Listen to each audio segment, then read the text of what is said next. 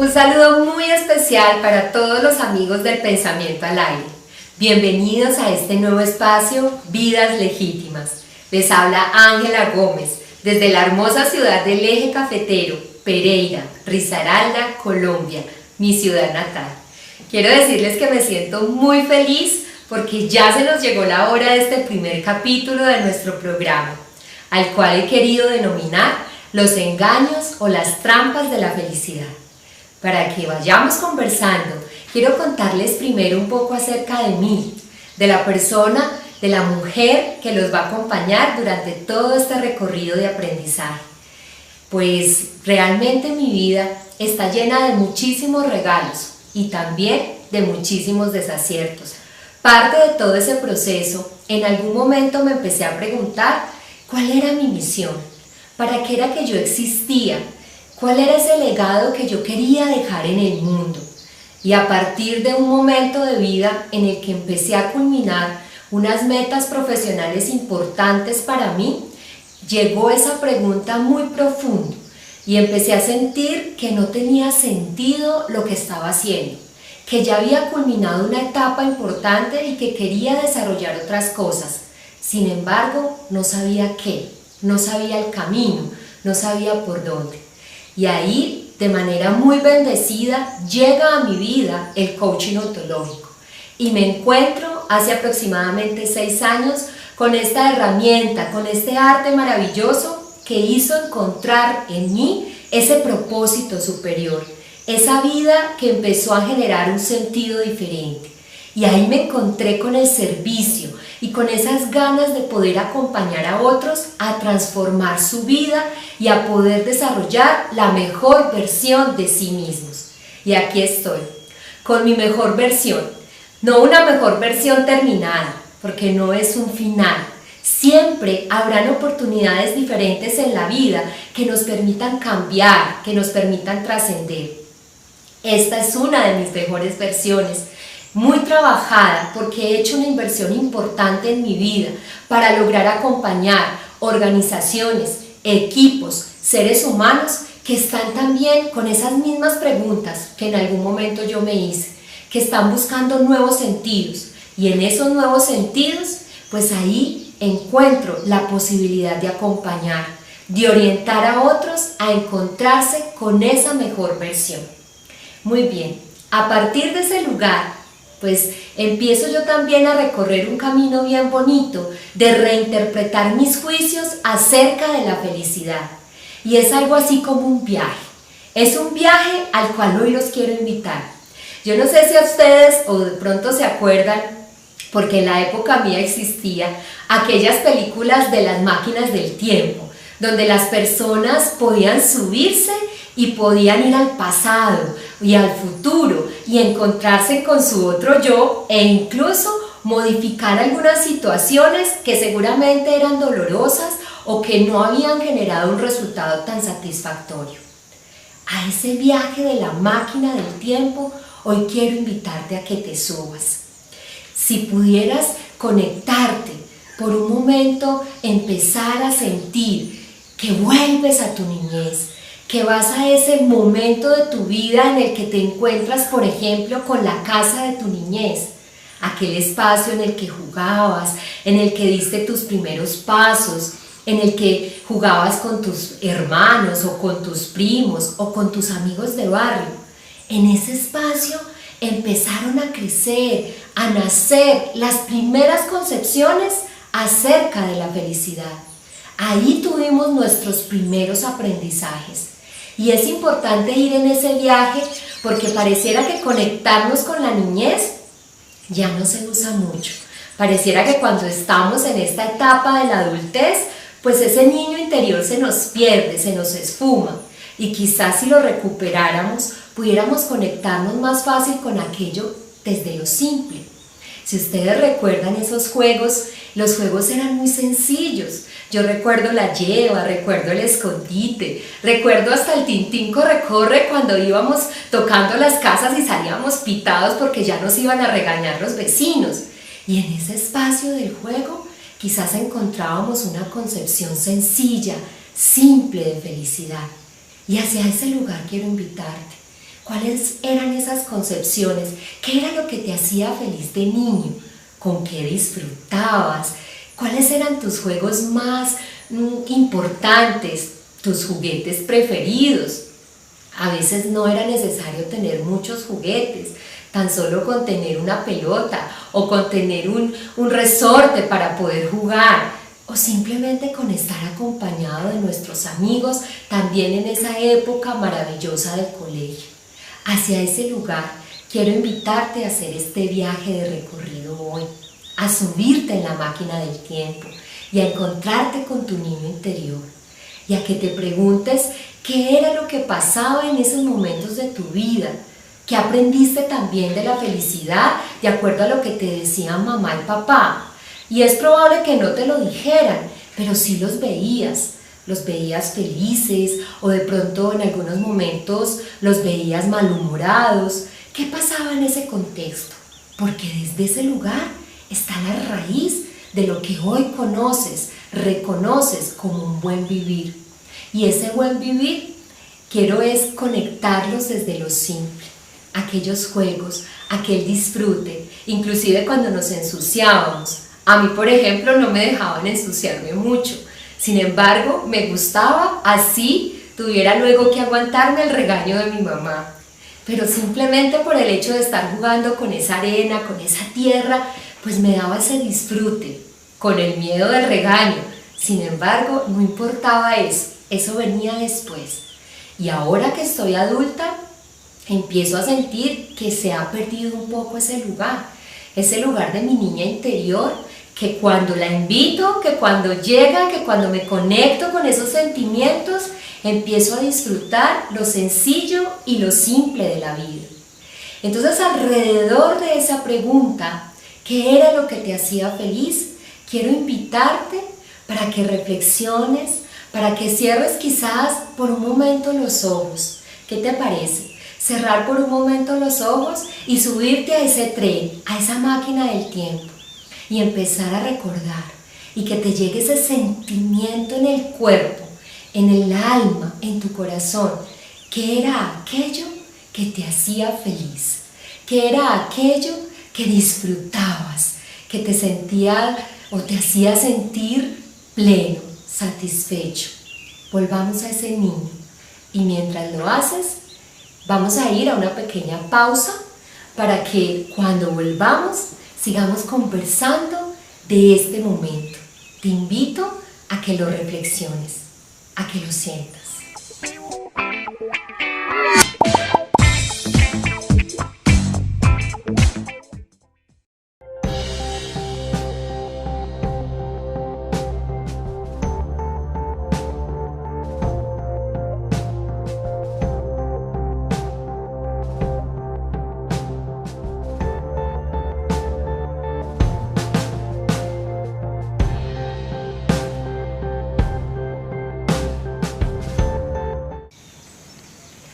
Volvemos a estar juntos. Retomemos nuestro viaje. ¿Cuáles fueron esas respuestas que te llegaron a esa pregunta de la cual estábamos conversando? ¿Cuáles fueron esas concepciones de felicidad? Y te pregunto esto porque es importante también en este momento hacer un acto consciente. Dependiendo de las respuestas que a cada uno de ustedes les empezó a salir a esa pregunta que yo les hice repetidamente, ¿cuál es o qué era lo que te hacía feliz cuando eras niño? Pues depende de lo que vamos a seguir conversando. Y es que definitivamente las respuestas son múltiples. Y son múltiples porque seguramente para algunos pudo haber sido muy fácil conectar esa respuesta. Para otros, en este momento, puede estar siendo simplemente una pregunta que todavía no es fácil de responder. Y para otros pudiesen haber generado muchísimas, un listado de respuestas. Y eso está bien. Y está bien porque somos distintos, porque somos observadores del mundo en ese contexto en el cual fuimos criados de manera distinta. Entonces también es un acto consciente el poder identificar que no siempre vamos a tener las respuestas, que no siempre vamos incluso a compartir respuestas con otros, porque la mirada que tú tienes de la vida, la forma en la que aprendiste ese buen vivir es único, es legítimo, es verdadero y es irrepetible. Y en esa conciencia pudiéramos empezar a desarrollar nuevos caminos de aprendizaje para también entender la diferencia que nace con el otro, en la diversidad en la que el otro mira con unas gafas diferentes observando la vida. Muy bien, sigamos en esa máquina del tiempo. Si siguiéramos viajando y ya nos encontráramos en la adolescencia, por ejemplo, empezamos a recordar que en ese momento de nuestra vida ya empezaron a llegar nuevas configuraciones de felicidad.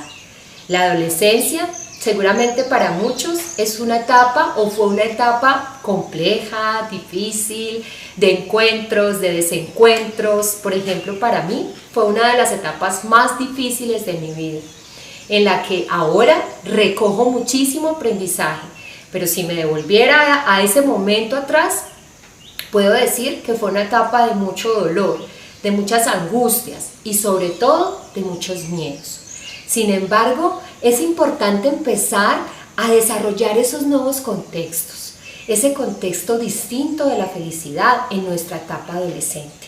Y bien, si siguiéramos viajando en ese tren, después de la adolescencia viene ya nuestra juventud, nuestra etapa adultez, y hoy, en este momento de tu vida en el que tú estás, ¿cuál es hoy el significado de la felicidad?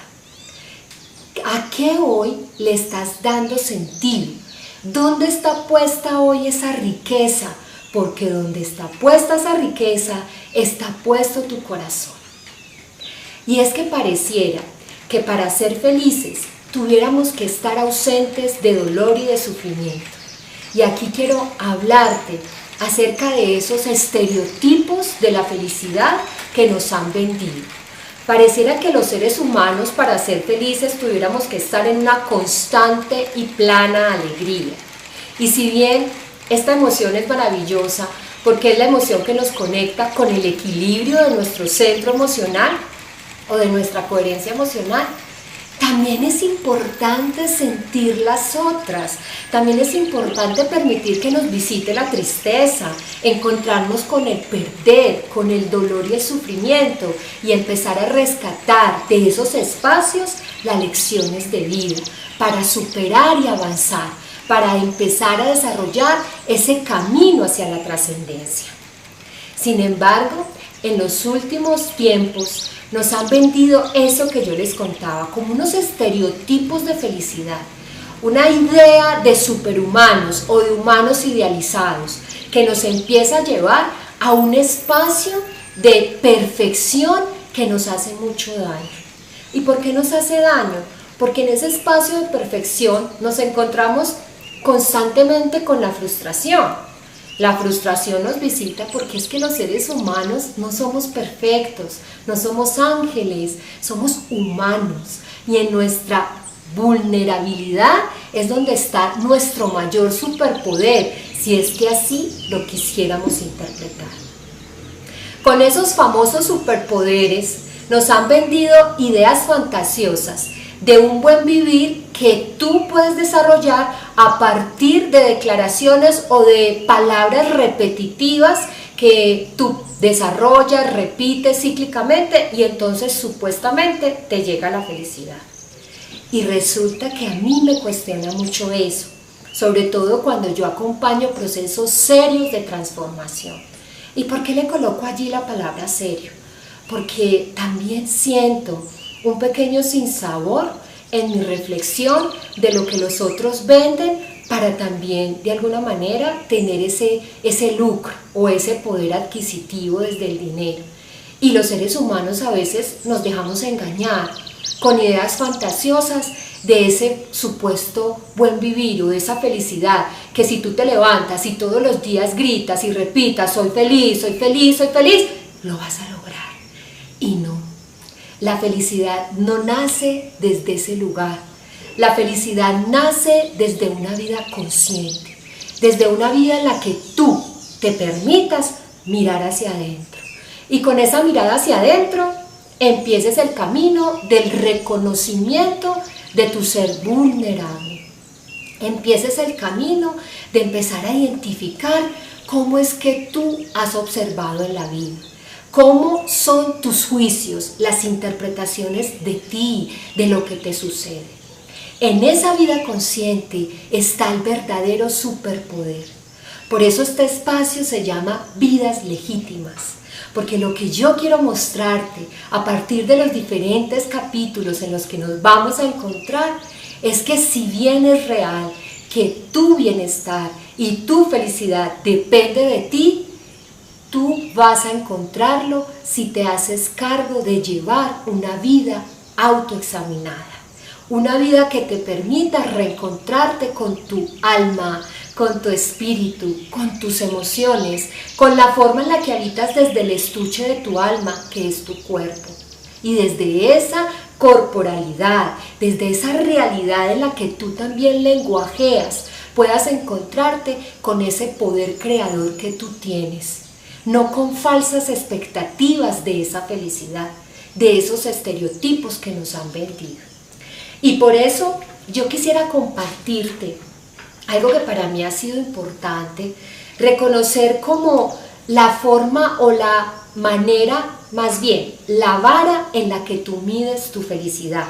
Porque dependiendo de esa vara va a estar puesto el termómetro de tus resultados.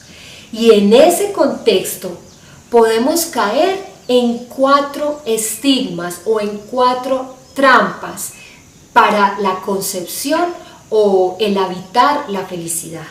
Quiero mencionártelas y de alguna manera te invito a que las escuches y empieces a conectar con aquellas que te hagan sentido.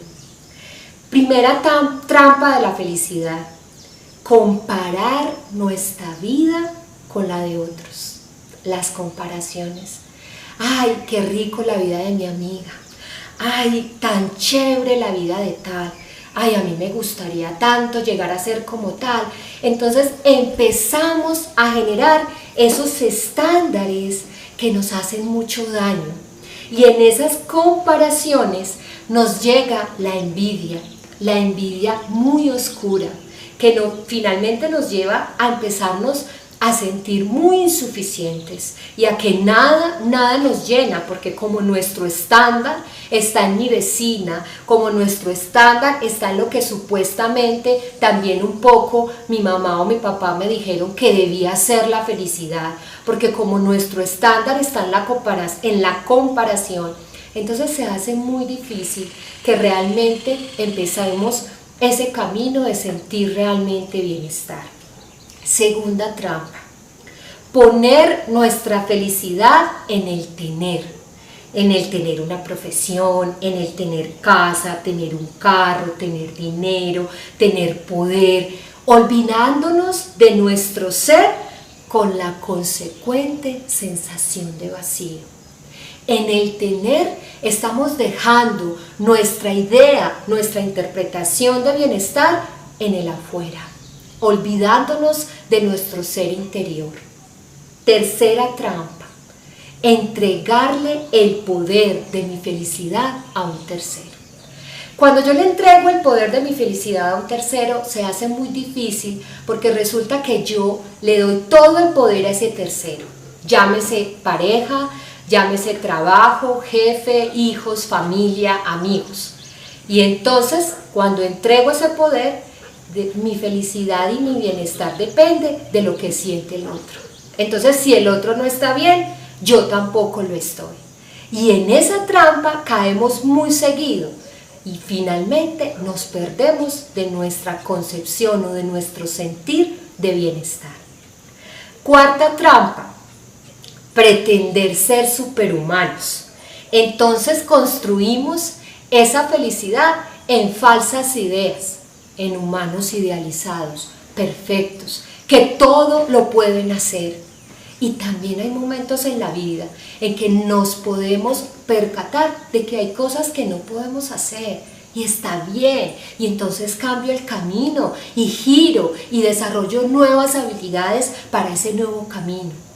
Eso es una trampa en la que inclusive nos están vendiendo en muchísimos contextos, tú puedes, tú lo vas a lograr. Y entonces en ese contexto puede ser que lo logres de manera momentánea, pero un aprendizaje transformacional, una vida realmente transformada, es cuando tú activas el poder de la recurrencia, es decir, cuando vuelves la felicidad un hábito en tu vida, un hábito en tu vida.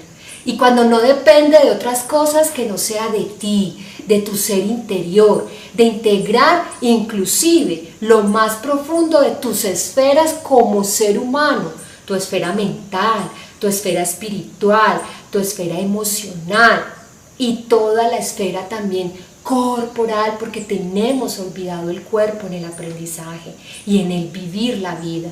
Nos desgastamos en el cuerpo, nos enfermamos en el cuerpo y en ese lugar perdemos la energía vital por el vivir. ¿Cómo logramos entonces empezar a hacer ese balance de vida? Pues definitivamente es esa vida autoexaminada. Ese es tu superpoder.